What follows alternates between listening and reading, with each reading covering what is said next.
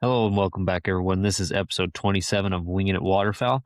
I'm your host, Troy Miller, and as per unusual, I guess I'll say, um, Blake is not able to make it tonight. I'm sure if any of y'all listen regular, you've probably heard us talk about that. Blake is a fireman. He does fire deployments, and he is up in my area at the moment. But we had plans to me go and meet up with him at his hotel. He's a couple hours away, and get to do kind of an in person um, us podcast was the initial plan. And it did not work out. He has gotten put on nights for a fire that is down southeast of here. Um, the area that I live in, up in the Texas Panhandle, man, we this past couple of years we've had some rough fire seasons, and we've been pretty lucky. Not everyone has, but we've been pretty lucky here. I've been evacuated the last 2 years at least once per year from a fire getting pretty close to the house, just right outside this window. The year before last. And I think both times Blake has been up in this area, and we have never managed to get together and meet up because he's busy, obviously doing what he's supposed to be doing on these deployments. But Monday we had planned for me to drive over to meet him at the hotel they had him put up in, and we were going to do um, a recording, just us, and get Addison on the laptop and have a little crew update, just kind of go over some listener questions, stuff like that people have reached out and asked us, and it did not work out. I had done a 30-hour famine with the youth group at church, so we fasted starting Sunday morning, and then we went and did like a service project Sunday night, did a lock-in at the church all night Sunday, and it was a church full of junior high and high school kids, lock-in, and so no sleep whatsoever. Then we went and did a really awesome service project Monday, and then we finally ate around, I want to say 1 o'clock is whenever we broke our fast and ate. And then, man, I don't know what I saw something. So people call it keto flu, and it hit me hard, and I was exhausted from no sleep. And then I just did not get enough electrolytes. We were doing a juice and water only kind of deal, and I guess I just didn't drink enough juice or something. But it hit me like a freight train, and I just felt so sick. I was so exhausted. I felt like I had the flu, like body aches and everything. And so I told Blake, I said, I just can't make it. And even if I did, I would not have been any good to talk to or, you know, try to run this by any means. So we decided to try for Tuesday, and then Tuesday got really west around the Panhandle area here where Blake's at. He got set down on fire, and that's when he's been put on nights, and they've been running the night rotation down there, wildland firefighting. And this is day 3 for them on that, or night 3, I guess. So, with that being said, we kind of postponed trying to do this week's episode, seeing if we could at least get together on here, and it has not worked out. So, last ditch effort. I'm running this solo tonight. Um, so, like I said, we'd kind of had plans for this to be a non-guest episode, get back to us for at least an episode or so, kind of reached out to some of our avid listeners, people involved in the podcast, stuff like that, kind of asked them, um, you know, what are y'all's questions? Figure it'd be about high time. We're, 6 months in or so. Um, Time to do kind of a listener questionnaire episode and answer anything y'all have got, any concerns, questions, comments, stuff like that. Now, I will say a lot of these I wanted all of us to answer. And so I'm just going to kind of hit on the ones that I think that, the ones that I can make personal and stuff like that, that I feel like me alone can answer, or I alone can answer efficiently and adequately. So it'll mostly be more of a personal thing of, kind of go deeper into what people want to know about us on this one. So if you don't hear your questions on this one, me, Blake, and Addison will get together here soon, um, and we'll ask the rest of those questions. And also in the meantime, if you have any questions or anything you want to hear us talk about in that episode, so that'll be at least 2 episodes at least 2 episodes down the road. So maybe 3, just depending on how the schedule falls. Um, reach out to us, send us comment on the episode on Instagram, Facebook, TikTok, send us an email, anything like that. Just shoot that to us and we will look at it and get it answered. With that being said, before we kind of jump into everything, just wanted to let y'all know about Big River Ammo. If you can watching, you can see them right up here. Um, Ryan is an awesome dude, and he has kind of partnered with us and supported us and sent us some ammo. And I will say, using the ammo, the little bit that I did get to use it for this season, it was late season, so I didn't get to use as much as I wanted to, but we have used it, and man, that stuff is great. Um, he hand loads everything, and he puts in the work, the research, the testing, and he is always coming up with new ideas and trying to make improvements. And he does a great job. He has a small business. It's veteran owned. He puts the veteran crisis hotline. It's up in here in the top of the box on every box. If you haven't seen that before on any of his stuff, you should go check him out. It's Big River Ammunition. And he also has given us discount codes. So anyone of y'all that listen or watch us, if you go over there, if you spend $100 or more on his ammo or anything, really, he has some really cool stickers, some merchandise, hoodies, shirts, hats. I think he has some beanies and stuff now too. He has the dry bags for your ammo, stuff like that. Spend $100 or more and use the code Winging It, and you'll get free shipping if you spend $100 more. And then also, we've got Dylan. I have more stuff on the way, and I have more stuff done. Um, he is, oops, he is sending me another deal. This one's a really cool deal, and we use the Garmin's, and I'm sure anyone that uses this knows this ring right here, this slot is my biggest complaint about Garmin's Tritronic, whatever you want to call it, remote, because you cannot get anything. And I had rigged up a little deal with paracord, and it was barely held on there throughout the season. And that is my biggest worry is, these things are waterproof and weatherproof, but they do not float. And you drop this thing, and I don't even want to know how much a new remote cost. So he has these awesome lanyards with a clip on there, and you can hook that to your harness, or not harness, your um, what's the word I'm looking for? Your waders. Lord have mercy, can't think tonight. Um, Hook that to your waders, and he also came up with found a new clip that he's sending me that'll work better for that, because I just found a different ring that'll fit in there, but it does not work great. So I'm very excited for that. He's got the 6-shooter. I have another couple one, and then he's also got a dog collar and leash that should come in the next couple days. It is a teal color that he custom did for me, and I am so looking forward to that. Um, Man, Dylan does some great work. He's always coming up with something new. I mean, I can't even tell you how many new things he's come up with every single week. Every time I look and he texts me about it, he's like, "Hey, I got this. I got this. What do you think about this?" Kind of deal. He is doing some really awesome stuff. Also, small business owner. Um, you know, just a guy that hunts and wants to make good quality stuff. Saw a need for it, and he's trying to fill that space for that need. And he has given us a code as well. Any of his handmade goods, so the stuff that he makes is Cable Works. It's TFS Cable Works. Any of his stuff that he makes, like the Cable Works stuff like that, you're gonna get 20% off if you use code Winging It 20. And that also lets him know that y'all heard about him from us. And man, I'm telling you, you're not gonna regret everything that he has sent me. I have really toyed around with and messed with, and I have anytime I have a suggestion, or he wants us to let him know any suggestions, any complaints, anything wrong. And like I said, the only thing I've found so far is the ring that he sent with that. It works. It's a great quality ring that he sent, but it does not work for the Garmin. And when I text him, he's like, "Yep, I just figured that out after I sent it out. Yeah, we were some of the first ones to get one."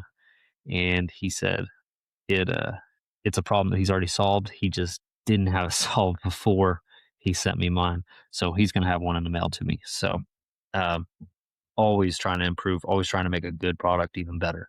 So go show him some love and support. TFS Cable Works in the shop app, and you can find all his stuff on there.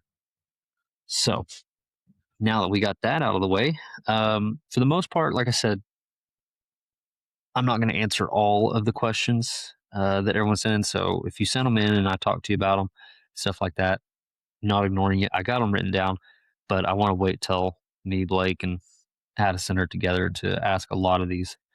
So for the most part, what I gathered is a lot of people really kind of want to hear dive more into kind of our history, our background, how we got into hunting, how we do solo hunting, stuff like that. So those are the ones that I will try to answer tonight, and we'll just kind of jump into it. So, one thing that several people asked, and we covered a lot of this on the very first episode, but that was that was our first episode, so it was not polished. It was kind of all over the place, and maybe some in the second episode. I don't remember for sure. Um, a lot of people want to know how Blake and I became friends. So Blake's mother and my father were best friends growing up as well, both from Wheeler area, and they were friends growing up, all through college, stuff like that. And then me and Blake are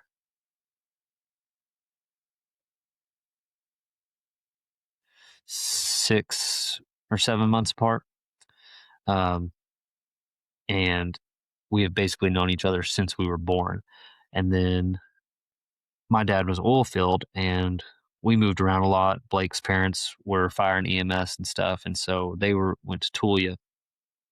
I think they lived in Wheeler and Canadian area as well, a little bit same time we did. I moved to Oklahoma, and we'd kind of see each other from time to time, as little kids, stuff like that. And then um, after I moved back to the ranch um, in Wheeler, outside of Wheeler, he was living in Tulia, and all his family, his cousin and I were in the same grade growing up and stuff like that.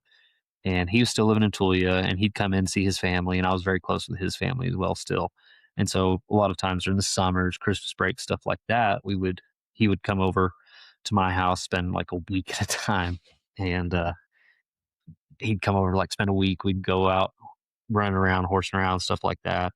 And then I'd go over to his grandma's. We always stayed in the basement there, and raised a lot of fuss down there for sharing. Uh, but yeah, we kind of grew up together, like I said, with that. And then he and his sister moved to Wheeler, and so after that, I mean, we were just inseparable. And we both, after we graduated, we both moved to Amarillo, um, and then he went to Fire Academy, and I went a different route and stuff like that. But we still hung out all the time. Like I said, we we've been going on trips before we even got into waterfowl hunting. We've been taking trips since high school together. We stock showed together, went on those trips together. Like, our families, like I said, were very close. And so we would ride down to those together, get hotels together, stuff like that. And then once we graduated, we would go on ski trips because we were both big into snowboarding and ski boarding at the time. For several years, we would do that every year. And then once we got into hunting, that's kind of where we've focused all our efforts for instead of skiing and stuff like that. So that is kind of just a generalized background of how Blake and I became friends. Is we were kind of born into it, to be honest. So, but nonetheless, it is one of the most special friendships I have in my life. He is a brother to me, and I wouldn't ask for any other way because I've had him my whole life, and it's something that has stayed strong between us. We've had our ups and downs. We're just like brothers, and we have fought tooth and nail before, but we always make up. We always have each other's back. So it's best kind of friendship, best kind of brotherhood you can have is the one that we have. Um, Next question. Let's see. I didn't write these in order, so I want to make sure I'm not like jumping all over the place. What led up to the podcast? So we have been guest on migration waterfowl, and then I know I mentioned it the other day, but we were guest on For the Fowlers last week, and I think I mentioned it in the last podcast, and it had not launched yet. We had just recorded right before ours launched, so he hadn't launched that one yet. It wasn't live, but we got to talk to him, and man, that was an awesome one. We kind of go into that as well on there, and then we talked about it a little bit on migration waterfowl. So I don't want to go into too terribly much detail. And like I said, we've talked about it a lot on here. But what led up to it was Blake and I several years ago. Like I said, we've been inseparable for most of our life. Um, Blake moved, took a fire job down south because we were both living in the Amarillo area. I was working EMS in Amarillo and Dumas, or no, I was working at BSA at the time in Canyon and Amarillo. And so um, we were working EMS. We were together all the time because our schedules seemed to always match up great. And Blake was kind of going through a rough time in his life with some stuff and needed a change, wanted to get out of town because Amarillo is kind of a big town, but everyone we knew moves to Amarillo area. And so he just wanted kind of a change, and he can tell that part of his story better whenever I get to ask him that. But um, he moved down south, 9 hours away, down to Trinity, Texas, and took a fire job down there. And so that kind of threw a rock in our plans of, hanging out all the time. So ever since then, that's been 6 years ago now. Yeah, 6 years ago. Um, we talk on the phone daily, whether it's a text, Snapchat. Funny thing, which we've lost our streak several times, but our current streak right now is 1,055 days. So, and we're not big Snapchatters, but that's how, me and my wife talk, me and Blake talk. I talk to a lot of people through Snapchat. I don't know why no one likes to text anymore, but I think it's the red notifications, but I couldn't tell you. But um, we talk every day. We have gone a lot of through our life, the same journey in a lot of ways, same milestones hit at the same time in a lot of it. And we just constantly talking on the phone. We're constantly, helping each other out, giving each other advice, stuff like that. Um, just being there for each other. And we've always joked about it, all the crazy things we did growing up, crazy things we still do. Uh, we we should put situations that we've put ourselves in, because it never fails when me and Blake do something together, just the two of us. Something catastrophic goes wrong. I mean, we have so many adventures and stories that I'm sure will get told at some point if they haven't already been told. And something always goes wrong, and it's always something catastrophic, and we somehow barely survive every time, it seems like. But there's always a fun story out of it. Something always to laugh about, something we can always look back, and we've got a lot of memories. Some of them we have video, some of them we have picture, but most of them we do not. And we've always joked about, like, hey, we should, when podcasts started getting big, we should start a podcast. And then we just joked around about it, never started it. And then, 6 years ago, when we got really into waterfowl, a lot of this stuff we've learned on our own, hence the name Winging It. And the way we do and live our life is, a lot of times we're very independent, very stubborn in a lot of ways. And a lot of times we do not have help or guidance in a lot of things that you should, like kayaks and hunting and skiing and different stuff like that. And so we we've always just kind of winged it and tried to figure it out, many times at the expense of injury and bodily harm, but that's how we've always done it. And so as we got into hunting, we're constantly talking. Since we live so far apart now, we're constantly on the phone, at least 2 or 3 days a week. We're talking on the phone, if not every day. We're Snapchatting every day, texting every day, sending stuff back and forth to each other. And waterfowl has really become a big, center point for us. Something that we can always talk about, and something we're both super passionate about. We're very much swallowed into that lifestyle.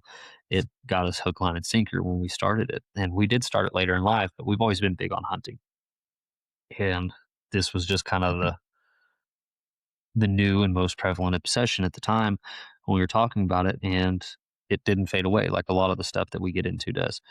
And we have just really stayed hard and true to waterfowl and perfecting the hunt and the experience and everything else, and trying to get constantly better. And a lot of that is, we are constantly talking about it, even in the off season, all year long. We're talking about it, like either getting better at calls, what decoys we kind of want to get or how we want to do next season, the things that we're going to work on. Stuff with the dogs, that's constant with stuff with the dogs is dog training and keeping the dogs up to snuff, of keeping us up to snuff on working them and everything else. And we were just kind of talking about it, and we're both big podcast listeners. And I was like, hey, you know, let's just do it. And so we kind of toyed around with it, and finally did a bunch of research and several weeks, if not months, of us talking about it and really considering it and looking into what it would take. And we thought, if nothing else, it gives us a reason to talk and get together, per se, and talk about hunting, which we'd love to do. And then also we can talk about this stuff and we'll have it, you know, kind of recorded and kept for memory's sake. And we can always look back on it. And, we have kids and stuff now. So, I mean, stuff like this, and we can look back at it and be like, hey, this is where we were at when we started, and look how far we've come. Or we can, have it for our kids, to like watch any of the videos that we make of us hunting or, talking about it, stuff like that. And, a lot of it's just, have it for a nostalgia reason is initially. And we expected to get a little bit of listening, and we are by no means big and, you know, one of the majors in waterfowl podcasting or anything like that or YouTube. But, we're doing pretty decent. And that's all thanks to all of y'all. We've had some great guests, stuff like that. And like I said, none of that initially is what we foresaw this going to. And thankfully it has. We have some really great guests. We've made some really, really great connections and friends along the way. And, we're only 6 months into this. So um, we've been truly blessed in that aspect. But yeah, that's kind of what led up to our podcasting. Um, hope that answered the questions. I don't remember who. I think that was several people asked that one. Um,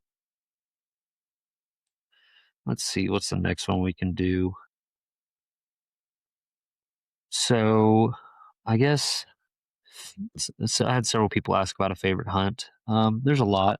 Uh, like I said, I grew up hunting with my dad and my some other family and stuff like that. We lived in Oklahoma when I very first started hunting, and I went hunting for like year, maybe 2 years. I would just go. I wasn't allowed to hunt. I would just go and sit with either my dad or my uncle or someone, and those were a lot of fun.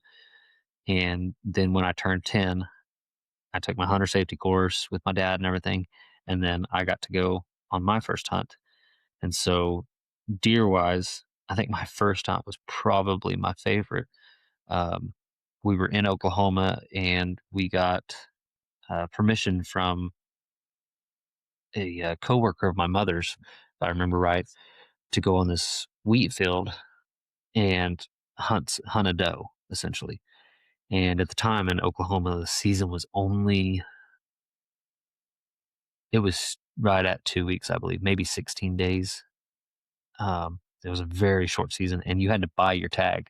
You didn't just go up, buy a license, and have 2 or 3 doe tags or however they do it now. I'm honestly not sure, but all we bought was a doe tag, and so that first hunt that I got to go out on, where I actually got to hunt, it was me, my dad, and my mother and my brother, and we all went, got kind of pushed back in these trees, and it was kind of near the corner of this wheat field, and there was a fence, but they didn't have anything out there, but it was a fence, and they owned it all.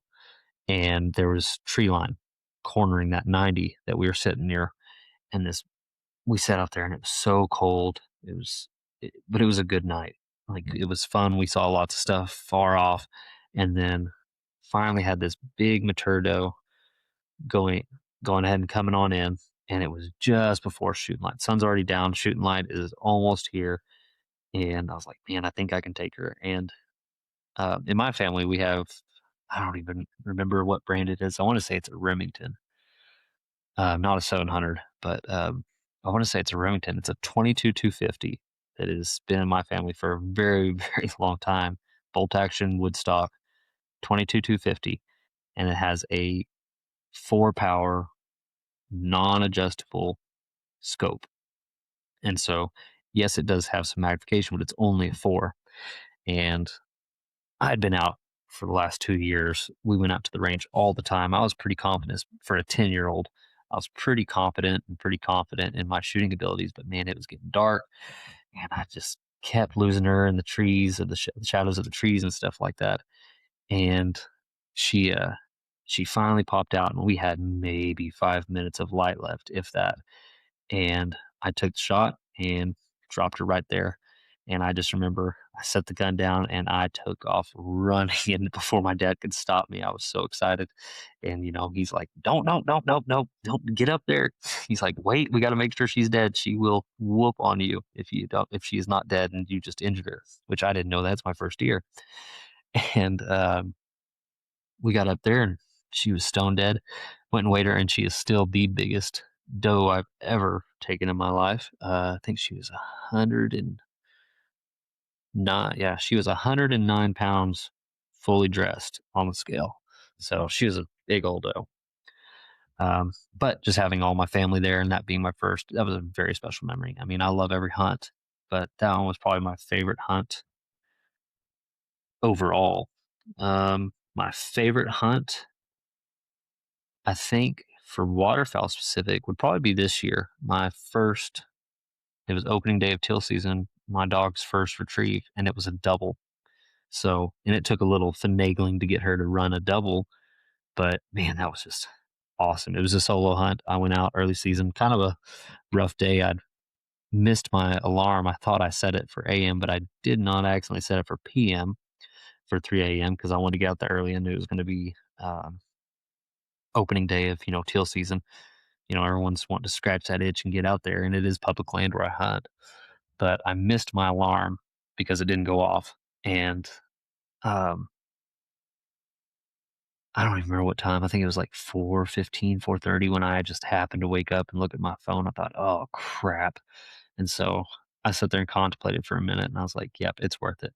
So I had been out scouting all that week before and stuff like that. Went out and checked new water levels. I had 2 spots for sure. I had A, B, and I think I even had a C spot for sure that I wanted to go to. And I was like, maybe, just maybe, I can still get out there in time to beat everyone out there. Because a lot of times people will try to walk out there. And I knew just from having scouted and gone out in the kayak the week before that where the water levels were, that there wasn't enough cover in a lot of the places that people could get to walk. And so I thought, well, maybe I'll have a chance at getting to these areas. People are going to have to really be hoofing it. Not many people take boats over here. There's very, very, very few people that have boats out here, or that run boats to duck hunt out here. So got out there, and there's a ton of vehicles there already, and I could see all out in this area. I could see headlights as far as I could see. And I rolled up to A, and as I'm rolling up to A, I was about 300 yards out. I saw someone flash a light, so I started turning towards B. And then I saw someone flash a light at B, and then I was like, okay, well, yeah, that's right, because the C spot was way back up in there, and I was like, yeah, I already heard a lot of people and saw a lot of people up in there, and so I had one spot that was not actually marked, but I knew about it, and I was like, this is not ideal, but it's the best option I've got since I'm already across out here. I'm just going to go ahead and try it, and so I went and set up, and I was on the far opposite end of where I wanted to be. I was around this bluff, and so I knew that either it'd be really good or really bad because there was no seeing me until they were right just around that corner and right on top of me. And so I was like, well, I'm gonna try it. And so I set up my spread. I had a spinner out, and I think I put out a dozen and a half teal decoys. And like I said, it just was not great. My hide wasn't good at all. Um, and it was Ruth's first time out. So us making it out there without flipping the kayak, which we'd been out a couple times practicing uh, to make sure how everything worked with her and the kayak and stuff like that before we got out early in the morning on the water in the kayak by ourselves. But I got her hid, and then I just kind of bunkered up against the mow marsh and sat there and sat there and sat there. And really, there wasn't a lot of people shooting, like two or three shots, but I would see them, but they just never saw me and they just blow on by coming around this edge of this cliff. And so I went, tweaked my decoys, kind of moved them out farther, a little bit farther than I wanted them, but still within shooting distance. Because that's one rule that I have for myself is it's not anything anyone has to follow, but just one thing that I've adopted for myself solo hunting is that I will not set my decoys up farther than what I'm comfortable shooting. Just that gives me that range. Because I mean, we can all say, "Oh yeah, that's 35. Oh yeah, that's 20."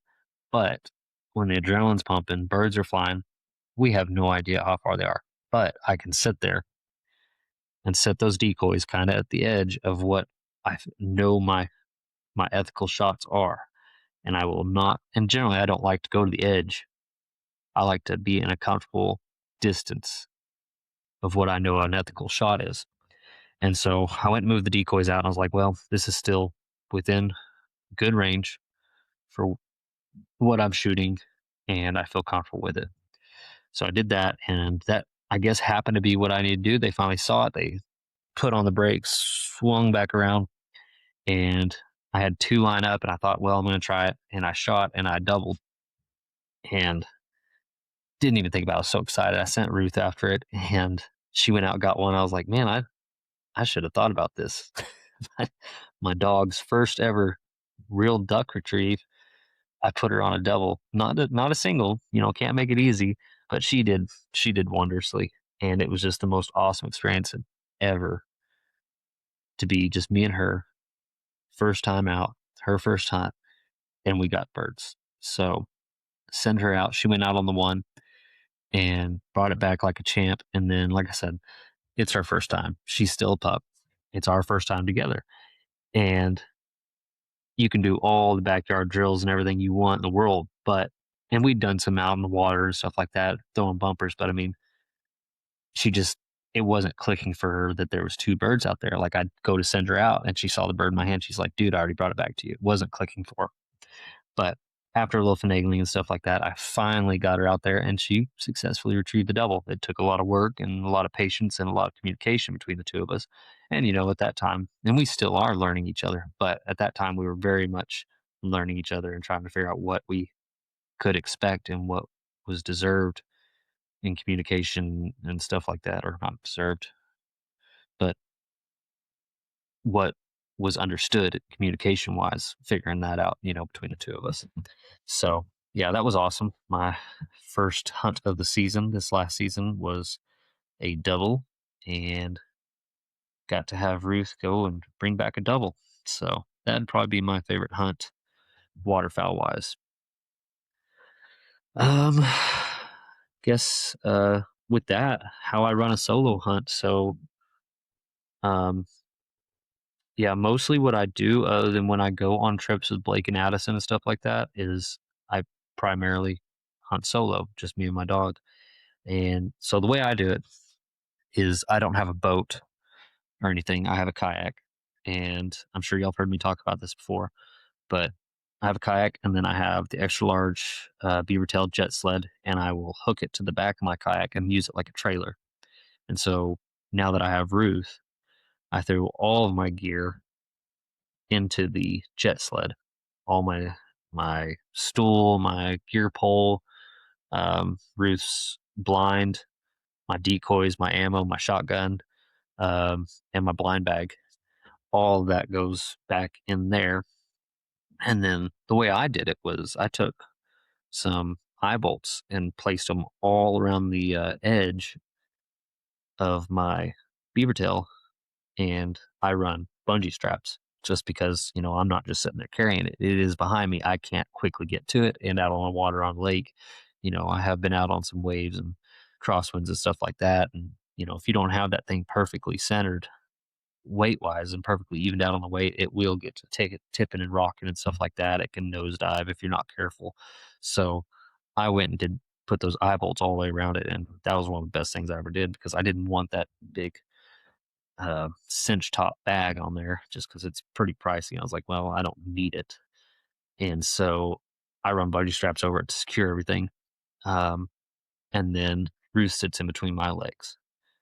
And so, like I said, before season, we did a lot of practice. Her trainer actually kind of worked with her quite a bit on getting in and out of kayaks and stability on kayaks, and she does really well. The first couple times we went out, a little distraction and stuff like that, and wanting to move, but um, kind of some correction and getting her calmed down and her getting used to it. Really, essentially, she does great because we go out in the dark. I'm going by headlamp out in the middle of water, and it's not a river, where you got shoreline pretty close to you. Like there's some areas out there where it goes I'm a very long ways from any kind of, shoreline or um, kind of a mark or anything like that. So obviously I have a life jacket on her and on me, and then I run my Onyx, you know, I'll kind of run that because when it's that dark and you're running by headlamp only, and if there's not any stars out or anything like that, or any kind of moonlight,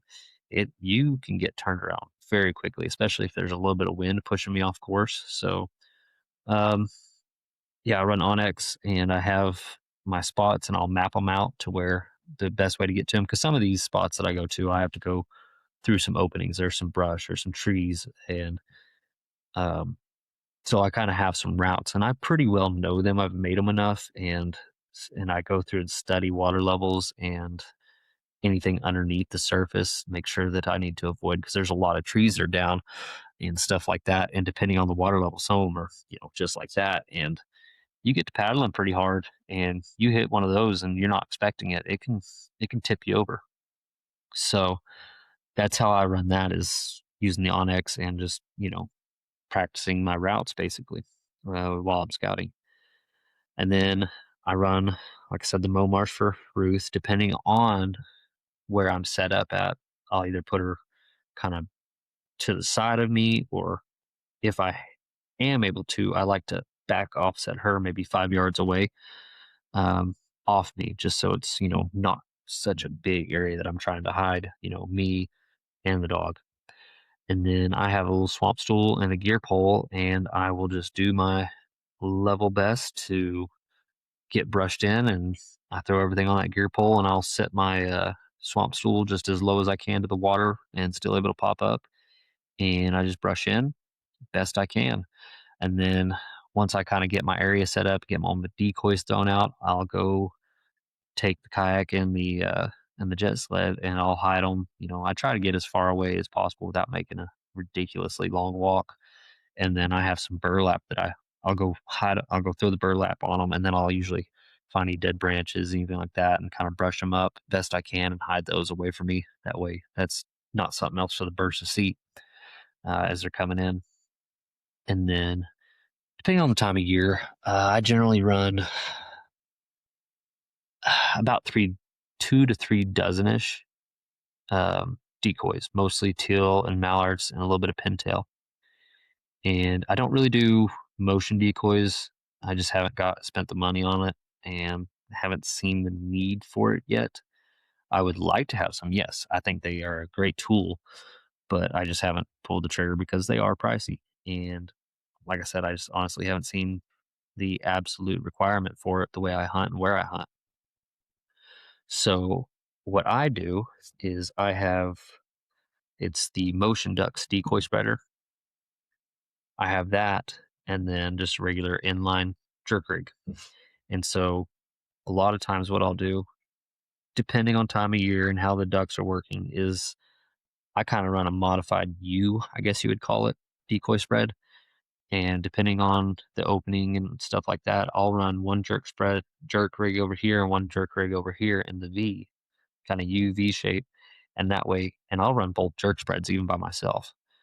And I'll kind of rig them together where I can, if I need to, I can be pulling with one hand and running both of them. And a lot of times, what I'll do is I'll find like a stump or a tree or something like that, and kind of run them underneath so they're not flopping up and down, hitting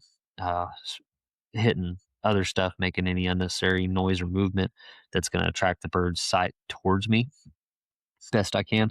And so I'll just kind of run them under the edge of a branch or a log best I can so that they're all going on the same spot. And then I can pull with one hand and run my calls with the other. And then I generally run teal kind of closer to me. and then around the front, spread out, kind of off into the grass on some of it. Try to put them where teal like to be, and I try to just recreate it, make it look as natural as possible. So early season, they're kind of all mixed in that U shape and stuff like that. Males, females, pintails, mallards, stuff like that. And then as it gets later in the season, I'll pull the teal. Sometimes I'll throw a few out, maybe a half dozen or something like that off just over to the side or something. But once it gets into later season, I will drop the amount of decoys and go to pairing them up. And then I kind of separate them a little bit. And that seems to be what's worked for me. This year was a bit of a rough year.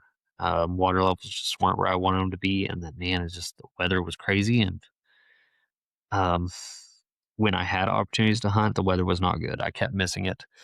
And so I did not have a great year. But like I've said, I'm not a big numbers guy. I'm not a limit dependent hunter by any means. I hit my limits a few times this year, but nothing just, and that's fun. It's great. It really is awesome because, I mean, it's a huge success to hit a limit, in my opinion, especially on public land and solo hunting because, I mean, it's just me versus the ducks. And it's a lot of fun to do that, but I'm not dependent on that. But my big win this year was I didn't have a single skunk. And so that was very important to me. I really upped my game on calling.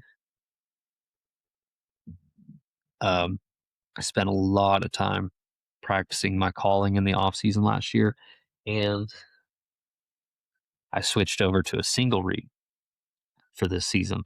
Went from a double read, kind of beginner call, stuff like that. Spent the last 2 years, 2 seasons before that practicing that, and then stepped up, got some decent single reads, and really put in the work on those. And I'm still not great. I'm by no means a great caller, but I am adequate, and I was able to actually make some birds work through calling. I was able to turn them, either A, turn them around, or B, get them to you know, kind of stall long enough that they can see me and want to come in. So that was my huge success for the year. And that's kind of how I run solo hunting, is just me and the dog. And I would say it's a small to medium spread.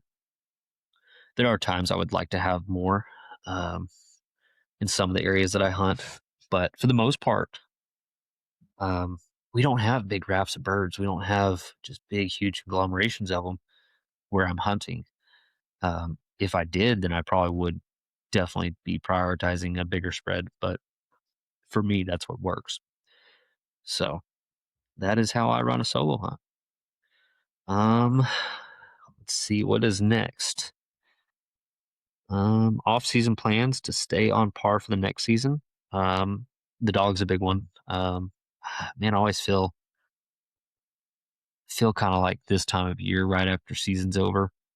It's kind of my respite time. it's uh, it's kind of the one time of year I feel like there's a little bit of calmness, and where I get a little lazy, I kind of take some time away. I'm not messing with my calls every day. Um, I'm not working my dog as much as I probably need to, but we're working, we're still working and throwing bumpers and running drills and stuff like that, but we're not doing it every single day for 30, 40 minutes a day. Um, and then I just kind of chill.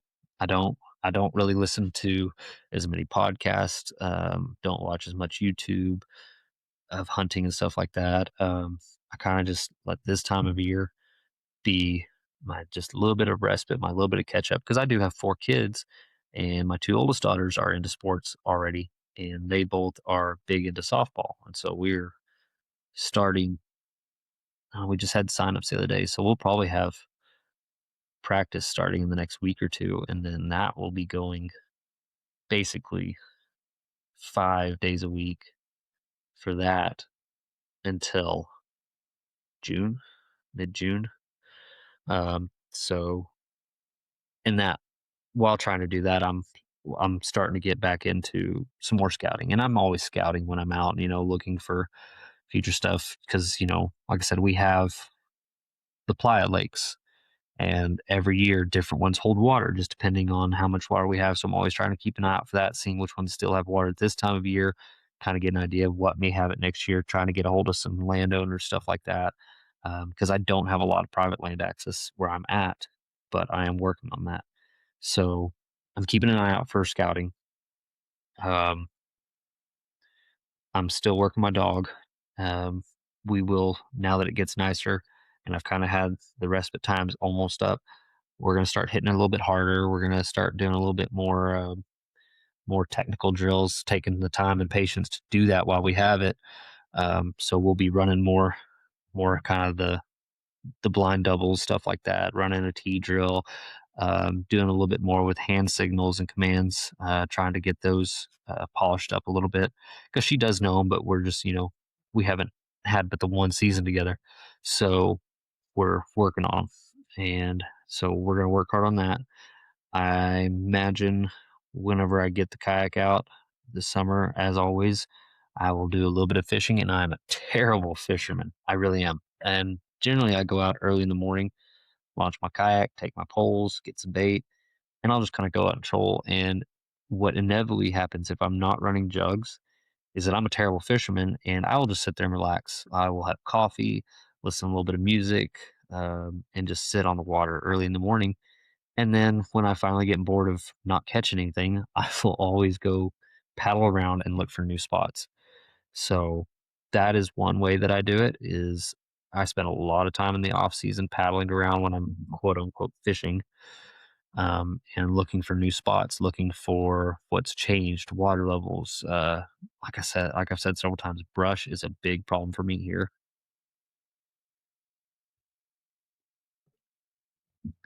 I can find a really great spot where the ducks want to be, but there is no hide there. And so I'm looking at what I could do to make that hide accessible in that area, like maybe having a future plan of, bringing some down trees or some brush or something like that in the future, or finding, better yet, finding where the birds want to be that there is hide accessible. Um I generally here pretty quickly will put my calls back in my car, and then just every day I'm blowing on them.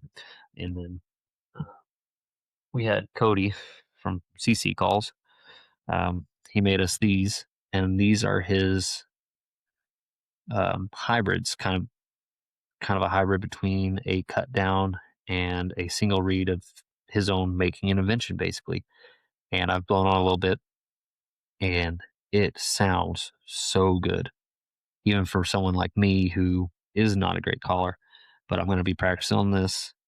My calls will go back in the car on the window or on the rear view uh, mirror, and I will be just driving down the road back and forth from work while I'm out running the grocery store, doing whatever. I'm constantly just every couple minutes pick these up, try to work on a new note, try to work on polishing up what I can. But this being a new style call, yet again for this season, is I'll continue to work on the single reads, and then the things that this can do already are interesting to me. And so I'm going to have to, there are some pros and cons to it already of just what my abilities are so far. The cons are it takes more control, and it's got different kind of back pressure and stuff like that. So I've got to learn that and get comfortable with it because I want to be proficient with it when season does come around. So, um, yeah, that's kind of my off season. I generally get everything kind of cleaned up, put away. Any repairs that need to be done, I'm getting them done. I've pretty much got, for the most part, everything I want and need. There's always wants, but the stuff I need, and in the off season, if there's something that needs to be replaced or something like that, I kind of am looking for deals. That's that's probably um, my biggest advice is if you're needing stuff, wait till off season if you can. And there's all kinds of deals going on spring and summer for waterfowl hunting gear, clothing, waders, guns, all kinds of stuff. So, just be on the lookout. If you can make it through the rest of the season, something needs to be replaced, limp it along, and then wait till off season, and maybe you can find a really good deal on it. Um, so that is what I kind of do to stay up to date. Like I said, looking for new spots, keeping my X's, and oh yeah, going back to kayaks is like I was saying, I go out and mark I'll do the tracker and I'll run all my trails and I'll track all my trails to all the X's so I know how far they are, how long it takes me, and generally I try to find alternate routes if something happens, like bad weather or something like that, that I can get to if I need to get out of the wind or something like that, that I'm, maybe a little bit farther, a little bit longer, but I can cut up behind and go this direction where I have some windbreak and kind of get out of the chop and stuff like that. So try to be very familiar with my area since I am kayak hunting with a dog by myself. So, um, getting my wife and kids involved in hunting. My wife came from a family that did not hunt. They're not against or anything like that. They never did hunt. So when me and my wife started dating, we went out to my family's range and stuff like that during hunting season. And me and my wife were friends for several years before we started dating, and so we were very close already. And she kind of knew, I was into hunting, and I'd asked her, I was like, "Is that something you want to do?" She's like, "Yeah, I'll go with you." And so we went out hunting on the ranch for the first time. And I was just like, "Let's get you out there, and we'll get you hunting. Try to get you on something." And I kid you not, the very first time she went out, had this really, and I'm not a big buck hunter. I'm a meat hunter. But I mean, I'm just like anybody. I still get very excited about a big buck, but I'm not just constantly pursuing and putting so much money into going after one or two bucks. And so we get out there, and this really, really nice mature buck, he's a 10-point buck, comes out there, comes broadside, well within shooting distance. And, I'd asked her, I was like, "Have you ever shot before?" She's like, "Oh, yeah, I've been out shooting. I've just never been hunting." I did not think to ask what kind of shooting, but she pulls up the scope and pulls up the rifle, looks through the scope, and she's kind of having trouble with it. I was like, "Yeah, you got to find it, get that circle in the whole scope. You don't want it small where it's floating around and stuff like that, but you don't put your eye up against it because I didn't want her to make her a pirate her first time hunting." And she shoots at him and right over the back. He sits there and kind of goes down, looks around, takes a couple steps, and stays broadside. And I was like, "Shoot again." She's like, pulls the trigger. She's like, "It's nothing." I was like, "Oh, it's a bolt action." So we sit there and I get it loaded again, and she shoots and misses, and he runs off. And then I don't remember if it was the next week or the next day when we went back out there. Same buck. I'm not kidding you. The same buck gave her another perfect setup on a shot, and she missed him yet again. And that time he didn't give her a second one, but he ran off. And so we kind of called him the ghost buck, my wife's ghost buck. But after that, we were talking and everything. I was like, "So what happened? Was it just like buck fever?" She's like, "Well, I've just never shot a rifle." I was like, "I thought you told me that you shot." And so, like I said, this is all my fault. She'd only ever shot handguns. That's all she'd ever shot with her family was they'd shot handguns. She had never even shot a rifle, never a scoped rifle, never a bolt action. Everything she'd ever shot was primarily revolvers and semi-automatic shotguns or semi-automatic handguns. So she had no idea how to work any of that. Had no idea how to comfortably use a scope because I mean it does take some practice. So yeah, that was kind of how I got my wife into it. And like I said, that was very unfortunate on my part and a big oversight. So we worked on that going forward, and then she was able to take her first deer 2 seasons ago. She got a really nice doe, and then this last season, and I had time, but it like I said, my schedule was always weird. We always had something going on, somewhere to be, something to do. We never got out. I got to take my daughter out for opening of youth, and that was all the deer. This is the first time in my life I've ever missed deer hunting, and I missed it this year. So we didn't get to go out this year. Took my daughter out for opening day of youth, and we didn't see anything. Um, Getting my oldest daughter into it, she had a couple shots last year, and the first one we were had a she had a buck come in, and there was a wire, and it's all ours. He was over at a one of our haystack lots, and so he was standing behind there, and just a freak deal went through and hit that wire and kind of deflected up or down. I don't remember which, and missed him. And then she just missed another doe or two does later on in the season, but she's very much into it. And then my middle daughter is going to be hunting this upcoming year, hopefully. So, but I've not got any of them into waterfowl just because I don't have a boat, and um, with having our son, he's still very young. He's 19 months old now, and one of us has to stay home with him. So the kids aren't old enough to for us both to be gone. So for waterfowl hunting and stuff like that, it's just me by myself. Eventually, they do want to get into it. I want them to be a little bit more older. We need to definitely spend some more time with uh, with shotguns and doing some skeet shooting and target shooting stuff like that. Getting familiar with shotguns and everything else and safety because it's a lot different with waterfowl hunting. It's not like deer hunting where you generally taking one shot and you're done, even if you're with someone else. There's a lot of shooting, a lot of swinging around, a lot of calling shots, a lot of uh, swinging on birds. So you've got to make sure, in my opinion, safety is the utmost important. And until I believe that everyone is in full control of that gun and their surroundings, aware of their surroundings and fellow hunters, the dog, stuff like that, um, until we get to that maturity level and comfort level, then it'll just be me. But I will eventually get them into it once they have that. And so that is the plan going forward with that. Um, but yeah, I mean, I'm not going to ever force them to do it, but I've been lucky enough that they've all been very interested because hunting is a big part of my life. Always has been. And I have a very big passion for it. And it's kind of bled over to my kids and my wife. And, they're not as passionate about it as I am, but I'm so blessed to have great kids and great wives that really enjoy it with me because I know everyone says it, but when you take your kid out, man, that is so much more special than even my first hunt. I'm so ready for my daughter to get her first deer. I was with my wife when she got her first deer, and that was just one of the most special moments ever. It really is. And I just can't describe it if you've never experienced it. But once you start hunting with your wife or your kids and getting to teach them and see everything, it's basically like seeing it all brand new again. And you get to relive all the stuff that you take for granted because you've been doing it for so long for most of your life and stuff like that.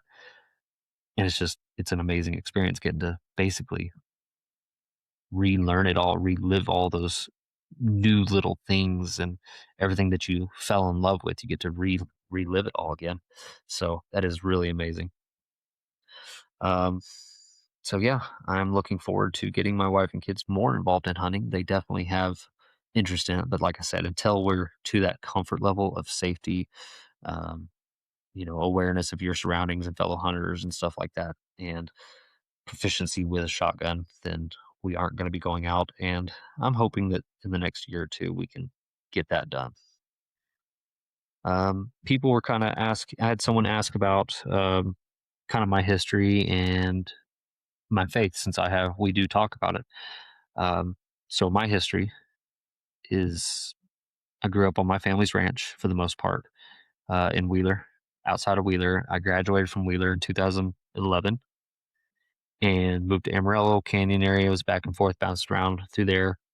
I've worked since since I was a kid. Basically, I worked on a ranch, a hunting ranch, and so we ran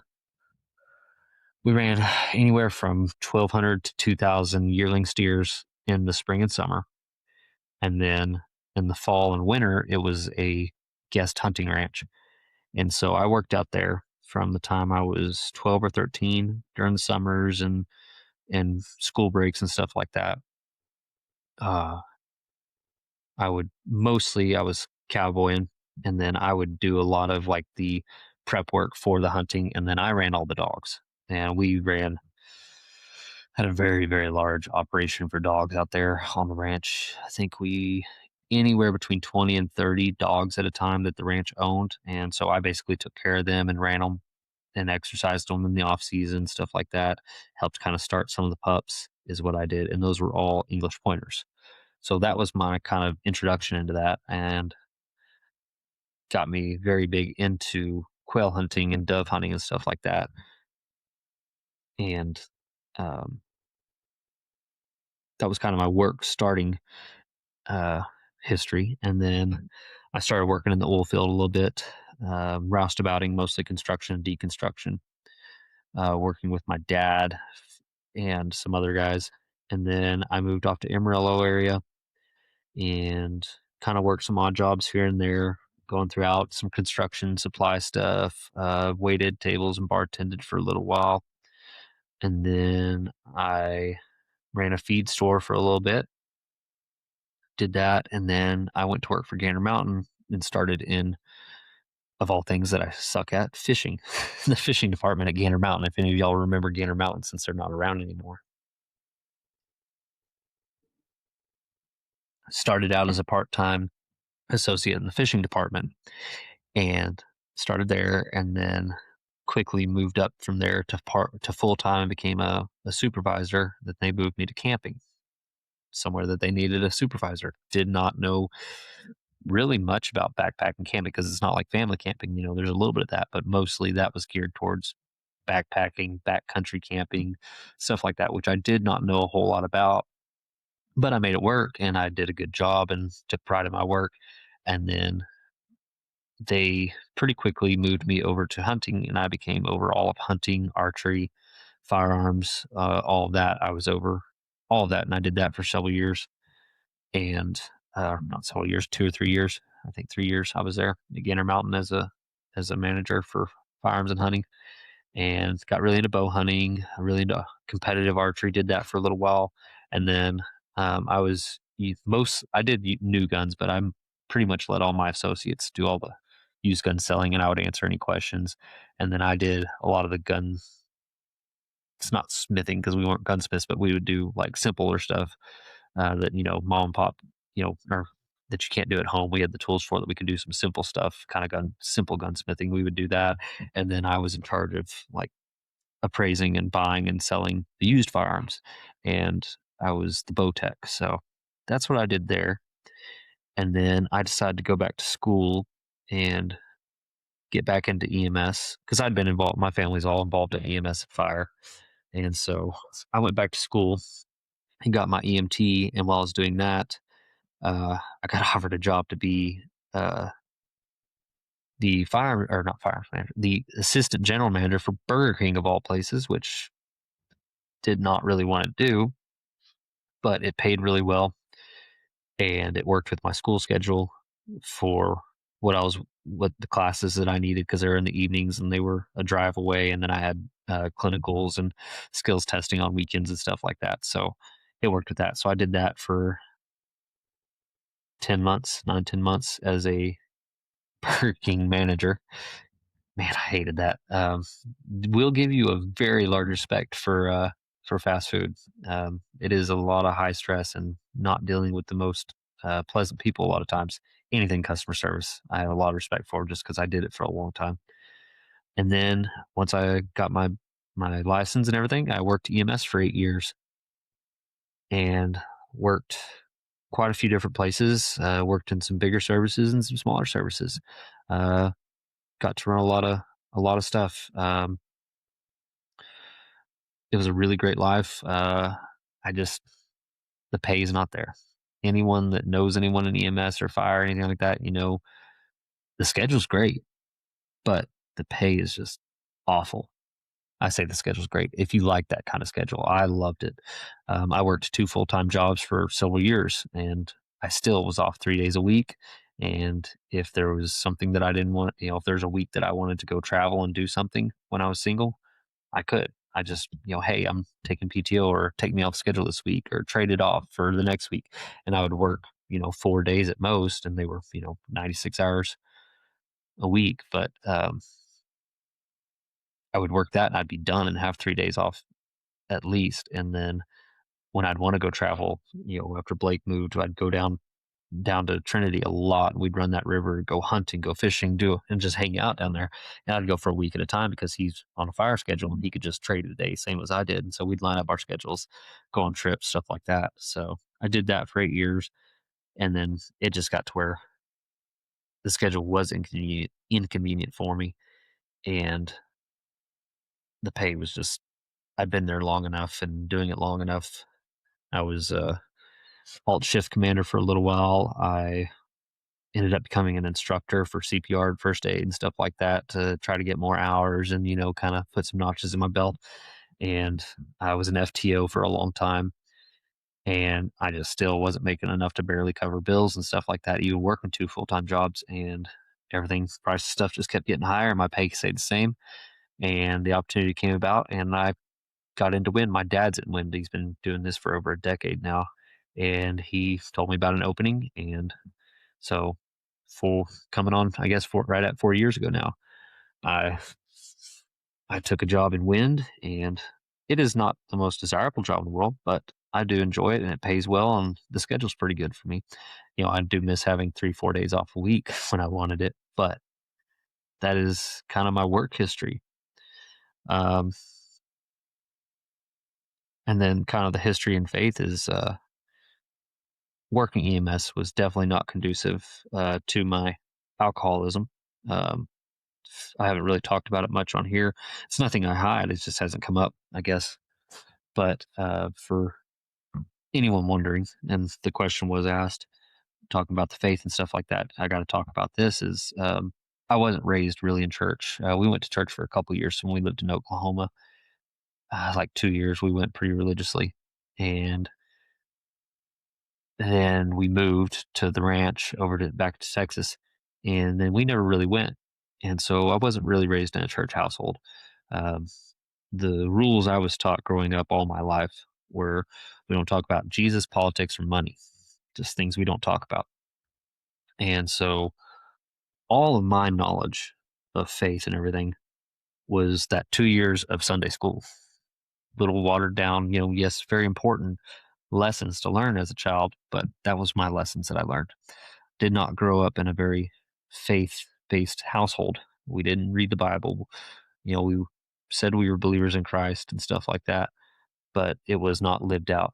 And we did not, imitate Jesus. We did not live like Christians, stuff like that. We were kind of the CEOs, Christmas, Easter only Christians. And um, all my family's alcoholics. I was raised around it, started drinking at a very young age. I lived in a small town with nothing to do. And what did we do? We went and drank on the weekends with our buddies out in the middle of nowhere. That's all there was to do. So that's what I did. And then, I never saw it as a problem until it was a problem. And at that point, EMS kind of exacerbated that problem with some of the calls, and then just the lifestyle of EMS. If you've never been around it, there's, most everyone is single, either divorced or not married or whatever. And it's not a very faith filled or even morally correct. And, I have a high respect for EMS because I worked it, and there are a lot of really great people. But if you fall in the wrong crowd and don't really hold yourself accountable or have someone else to help hold you accountable, you can very much fall in with kind of the party crowd, the rowdy crowd and stuff like that. And that's what I did. And my drinking got even worse and worse and worse. And after when me and my wife started dating, my drinking was bad, but it did get a little bit worse. I kind of, I guess, hid it a little bit better. So I thought. And then, my wife started saying, hey, you really need to cut back, kind of getting a little out of hand, stuff like that. And this is before we were married. But I was like, and so I do real good. But like I said, I was raised around alcohol, everything that I go to, alcohol was involved. Everything. I mean, go to a family function, go to a friend's function, go to anything. There's always alcohol involved. I would drink every single day, maybe not getting drunk every single day, but I was drinking every single day. And to me, I was like, well, as long as I'm not getting drunk or doing anything stupid, then it's okay. And then there was a couple times where I tried to quit and be like, well, I'll cut back on the drinking, but I was still drinking pretty heavily. And after years of doing that, my level of sobriety is different than a person that doesn't drink on a normal occasion. So what I thought was sober was not sober. And um, it got bad enough, and I hit rock bottom. And my wife had got me kind of back into church, dabbling in it and stuff like that. Because, like I said, I've always called myself a Christian, but I was not living like a Christian. I knew who Jesus was, but I didn't know Jesus. I didn't know God. I didn't know the Spirit. And my wife comes from a very Christian family. My father-in-law was a pastor for many years, and thankfully, God put my wife and Blake in my life. And when I hit rock bottom, they were there and they didn't abandon me. And I'm so thankful for that because, uh, yeah, it was very hard. Rock bottom sucks. But the good news about that is everyone says you can only go up from there. I got very involved in church from that. But my wife told me I need to find and seek a personal relationship with Jesus. And that is exactly what I did. And man, I'll tell you, I quit when I hit rock bottom, the events that happened. I quit cold turkey. Once that happened, I never took another drink, and I still have. Thank God I have not taken a drink since. And that's been, I guess, 27 months now, somewhere around there. Over 2 years. I'm working on the third year. So it's been over 2 years that I've been completely stone sober. And since then, very shortly after that, I got very involved in the church. I started reading my Bible. I started talking to Blake about it. Um, started talking to my wife about it, and I realized it's like, man, I thought I knew what Christianity was. I did not. All my knowledge, because I'd never read the Bible. I've read passages and verses and stuff like that, but I've never even read a whole book of the Bible. And so I started diving into that. I started reading and listening to, you know, reading books about Christianity, listening to podcasts about the, Bible studies and stuff like that. And I was like, man, I really don't know anything. And I didn't. And I still don't know as much as I want to. Obviously, there's always more to learn and always more to grow. But I realized that all my knowledge of the Bible was that, the Sunday school lessons from when I was 7, 8 years old. And that's what all of my Christianity was at the time was based on. So dove headfirst into that, and man, I can tell you, God is good. God is great. Jesus saved my life along with my wife and Blake and a couple other people being there for me. Um, and I have gone way out of my comfort zone because, like I said, when I was growing up, we didn't talk about Jesus, politics, or money. And through growing in my faith and had some great people at church and everything that have really taught me and just diving headfirst into that and having a community that loves me, a church family and a family that supports and loves me and has helped me grow. Through that, I have become a youth leader at church, and that has helped me grow. And then got myself baptized, you know, killed the old and born again kind of thing. And I've very much been trying to live my life like that. I can tell you very much the person I used to be and the person I am now, I'd have laughed at you and called you an idiot if you told me 3 years ago that I would be where I am today in my life with 4 great kids, beautiful wife, being a God fearing Christian as I am today. And it is the best decision I've ever made. And I am so glad I did. Like I said, rock bottom sucks, but my life has been so blessed since then. Yeah, there are hard times and it is a struggle and you are having to work up a hill. But I will tell you this much, it is the best decision that you will ever make. And anyone has any questions whatsoever about, you know, alcoholism and, if you're having trouble with it or struggles or thoughts about it, let me know because I tried AA when I was drinking. I went to a couple meetings and stuff like that. I was like, yeah, I'll give it a try. Did not work for me. I've not been to a meeting since I quit drinking. It's just not the route that I took. I think it's a great program and everything for people it does, but for me, it just wasn't something I wanted to do. I dove headfirst into my faith and grew in that, and I'm still growing. And I have become more comfortable because if you'd ever asked me or told me I would be talking about faith in person to anyone, much less on a platform like this, I never would have believed you in a million years. But if you have any question about faith, if I can't answer it or Blake can't answer it, let us know. And I have some really, really great people that I can put you in contact with that are so smart, so wise, so kind, so loving, and they can tell you what you need to hear or answer any of your questions or point you. And they will they will be the right direction that I can point you in if I can't do it for you. Do not be ashamed. Do not be embarrassed to reach out, because surrender is the strongest thing you will ever do in your life. I can guarantee that. It is the best thing that's ever happened to me.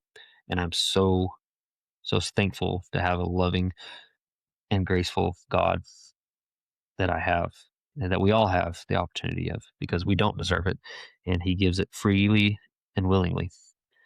But yeah, any questions about that, y'all reach out, because I can tell you, my past that has been forgiven would I am not proud of my past, but like I said, it puts me in the amazing position, because I believe that the Lord put me in this position to help people and make them realize that it's not too late. I guarantee it's not for the drinking and not to find God. So y'all reach out to me. Let me know if you have any questions or know of anyone. I don't mind talking to anyone about it. Um, I'd be more than happy to help you out. So that kind of got a little deep, but like I said, these are some of the questions that I know some people, or that some people have sent me. So I figured it was kind of high time, kind of dive into a little bit more personal stuff about me. Like, kind of let listening every week and everything. We want to let you into our life and let you know who we are, and this is the best way to do it, I guess. So, like I said, y'all have any more questions? A lot of these I will ask Blake and Addison, and the ones that were sent in that I didn't feel like I wanted to answer, because I wanted to have them answer them with me and answer with them. Um, I will ask them once we all get together. Um, so y'all send those in, and we will get them written down. And if I didn't get to them on this one, like I said, I will get to them on the next one whenever me, Blake, and Addison get together. Uh, Other than that, it has hopefully been a good episode for my first solo run. This is my first time ever doing it, so I think it went well. Yeah, y'all just appreciate y'all coming back every week. Make sure and go follow us, leave a comment, leave a like. Make sure and follow us on Spotify, Apple, YouTube, wherever, Instagram, TikTok. We're on all those. Like I said, I always say you're going to talk to either me or Blake on any of those platforms. We're going to keep pumping stuff out. We've got um, For the Fowlers, the host of that is going to be on, I think, this upcoming week, as long as the schedule stays the same. And then we got a couple more guests lined up throughout the future. And then, like I said, several more episodes with like just me and Blake, or me, Blake, and Addison. If y'all got any suggestions or know anything you want us to talk about, just hit us up. And that, appreciate y'all coming back again for another episode. We'll see y'all next week.